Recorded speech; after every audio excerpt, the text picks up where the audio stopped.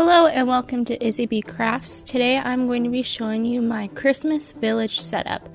So I'm starting by just clearing everything off the top of my bed.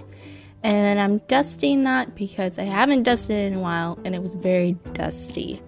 And I'm taking some warm white fairy lights and I am taping that on the top of the bed.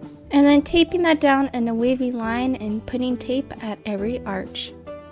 And taking a sheet of fake snow and putting that over top, and then quickly moving on to putting on the houses.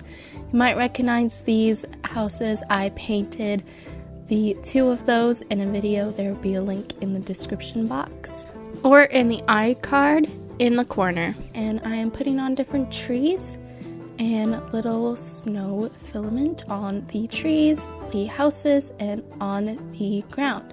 And this is how it turned out.